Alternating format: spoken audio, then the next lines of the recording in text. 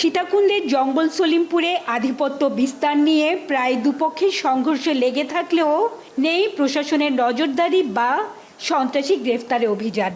শনিবার দুপক্ষের সংঘর্ষে একজন নিহত ও বেশ কয়েকজন আহতের ঘটনায় সচিত্র প্রতিবেদন তৈরিতে রোববার সকালে ঘটনাস্থলে যান এখন টিভির চট্টগ্রাম ব্যুরো প্রধান হোসেন জিয়াদ ও চিত্র সাংবাদিক পারভেজ রহমান।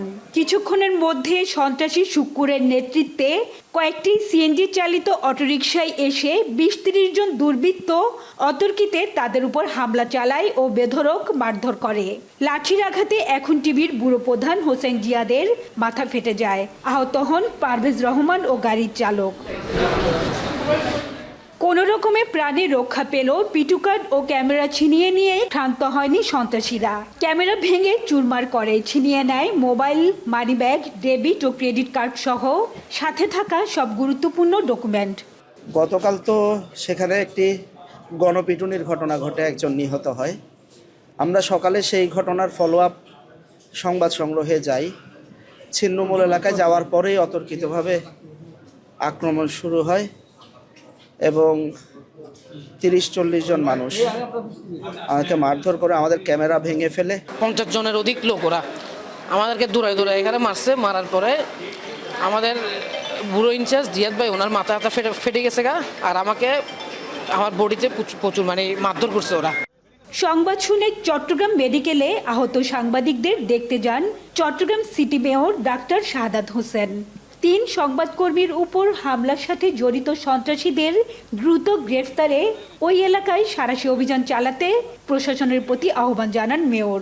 যেসব সন্ত্রাসীদের নাম আসছে, অবশ্যই অনতিবিলম্বে সব সন্ত্রাসীদের আইনের আওতায় এনে সর্বোচ্চ শাস্তির বিধান তাদের বিরুদ্ধে করতে হবে।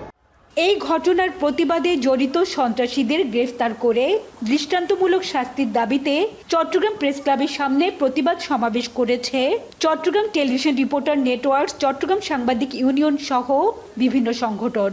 জড়িত সন্ত্রাসীদের গ্রেফতারে ২৪ ঘন্টার আলটিমেটাম দেন সাংবাদিকরা।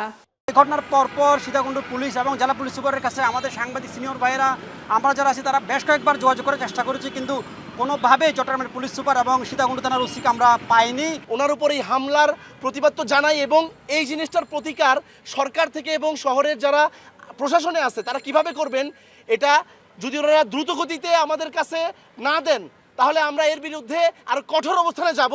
জঙ্গল সলিমপুর আগামী 1 সপ্তাহের মধ্যে ভূমিদস্যু মুক্ত হতে হবে। এখানে পাহাড় কাটে যে সমস্ত অবৈধ স্থাপনা করেছে সেগুলি পূর্বের নিয়ে সমস্ত উচ্ছেদ করে সরকার সংরক্ষিত এলাকা ঘোষণা করতে হবে। সন্ত্রাসীদের গ্রেফতার করে আইনের আওতায় আনার আহ্বান জানিয়ে ছিনিয়ে নেওয়া ক্যামেরা, মোবাইল, মানিব্যাগ ও ক্রেডিট কার্ড উদ্ধারের আহ্বান জানিয়েছেন সাংবাদিকদের বিভিন্ন সংগঠন। হাজারা শিউলি, এখন চট্টগ্রাম। শিয়া বাটার ও ভিটামিন ই সমৃদ্ধ লিলি বিউটি সোপ, তারুণ্যময় উজ্জ্বল ত্বকের জন্য। রিমার্ক